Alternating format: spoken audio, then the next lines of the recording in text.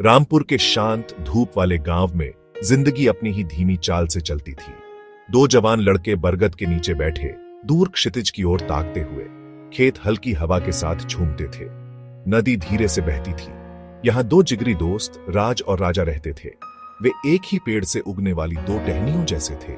उनकी दोस्ती पूरे गांव में चर्चा का विषय थी। एक ऐसा बंधन जो गरीबी में बना था और साझा सपनों से पला था। वे साथ पले बढ़े थे, उन्हीं धूल भरी गलियों में खेले थे, उसी छोटे से गांव के स्कूल में पढ़े थे। उनके परिवार गरीब थे, मुश्किल से गुजारा होता था, फिर भी उनके दिल उम्मीद और आकांक्षा से भरे थे। उनकी पसंदीदा जगह गांव के किनारे बड़ा बरगद था। उसकी फैली हुई पुरानी डालियों के नीचे वे घंटों बैठे रहते, भविष्य के बारे में बातें करते। वे छोटी चीजों के सपने नहीं देखते थे, वे गांव की सीमाओं से परे एक बड़ी जिंदगी का सपना देखते थे। उन्होंने अपनी एक बड़ी दुकान की कल्पना की, एक जनरल स्टोर जहां गांव वालों की हर जरूरत मिले। यह सपना उनका छुपा खजाना था, एक टिमटिमाती लौ जिसे उन्होंने अपने दिलों में संजो रखा था। राज के फैसले का सबसे मुश्किल हिस्सा अपनी मां को बताना था। वह उसकी पूरी दुनिया थी, एक ऐसी औरत जिसने उसके लिए सब कुछ कुर्बान कर दिया था। उस रात वह छोटी डिमलिट रसोई में साड़ी सीने वाली मां को देखता है।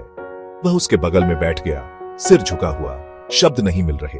उसकी चुप्पी ने बहुत कुछ कहा। मां अपना काम रोककर उसे चिंता भरी आंखों से देखती है। आखिरकार उसने बोलने की हिम्मत जुटाई।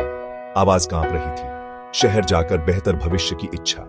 मां धैर्य से सुनती है, चेहरा विचारों से भरा। उसकी आंखों में आंसू, सैडनेस, उसकी आंखों में आंसू, प्राइड। जाओ मेरे बेटे, मेरा आशीर्वाद कभी मत भूलना कि तुम कौन हो और कहां से आते हो। मां पोटली में रोटी और अचार पैक करती है, मामूली पर प्यार भरा खाना। भोर की पहली किरणें, पूरा गांव शांत। राजा की लाल आंखें, वह थका हुआ। मां ने एक वॉर्न आउट बटुआ उंगलियों से दिया, यह तुम्हारे लिए है। हमारा सपना मत भूलना। दोनों दोस्त गले मिलते हैं। Silent promise, loyalty, shared destiny, eventual reunion. बस की यात्रा लंबी और ओवरवेलमिंग। शोरगुल वाली बस का अंदर का शॉट। शहर पहुंचते ही कंक्रीट जंगल, केओटिक, इंडिफरेंट, मैसिव। शहर में जिंदगी एक कठोर टीचर थी। राज के पास कोई नहीं था जिससे वह मदद मांग सके।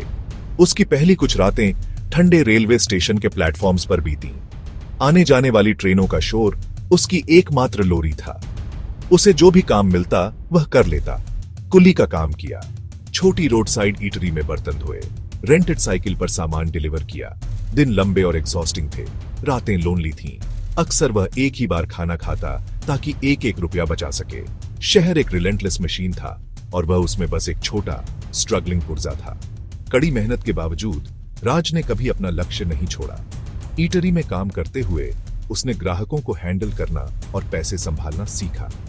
डिलीवरीज करते हुए उसने बस्लिंग होलसेल मार्केट्स की खोज की। उसने एक ऐसे डिसिप्लिन के साथ पैसे बचाए जो लगभग पेनफुल था।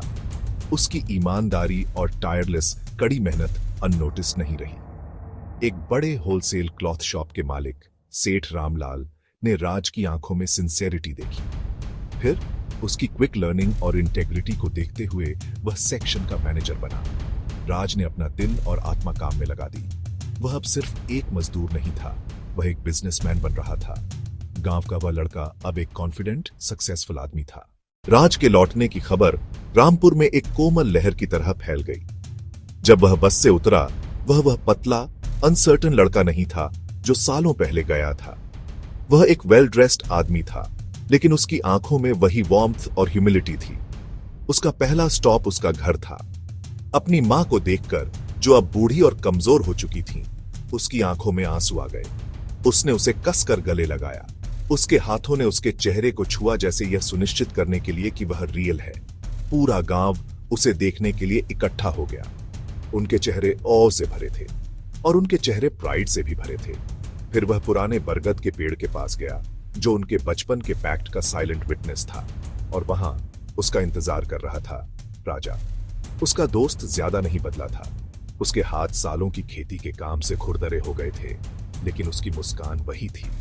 दोनों दोस्तों ने एक दूसरे को देर तक देखा और फिर एक ऐसे गले मिले जिसने सालों की जुदाई को पाट दिया। शब्दों की जरूरत नहीं थी। उस एक पावरफुल पल में उन्होंने अपनी पूरी यात्रा फिर से जी ली। साझा गरीबी, फुसफुसाए सपने, पेनफुल जुदाई और अनवेवरिंग उम्मीद। अगले ही हफ्ते उनका सपना आकार लेने लगा। उन्होंने गांव के बाजार के बीच में एक जमीन का टुकड़ा खरीदा। साथ में उन्होंने अपनी दुकान को डिजाइन किया और बनाया। ईंट ईंट करके उन्होंने उसका नाम राज राजा जनरल स्टोर रखा। ग्रैंड ओपनिंग के दिन पूरा गांव मौजूद था। राज की माँ, उनकी आंखों में प्राइड चमक रहा था, ने रिबन काटा। जैसे ही दरवाजे खुले, एक चीर गूंज उठी। राज और राजा एंट्रेंस पर खड़े थे, एक दूसरे के कंधों पर हाथ रखे। उनका सपना आखिरकार एक लिविंग ब्रीथिंग रियलिटी था। उनकी कहानी रामपुर के हर बच्चे के लिए एक इंस्पिरेशन बन गई।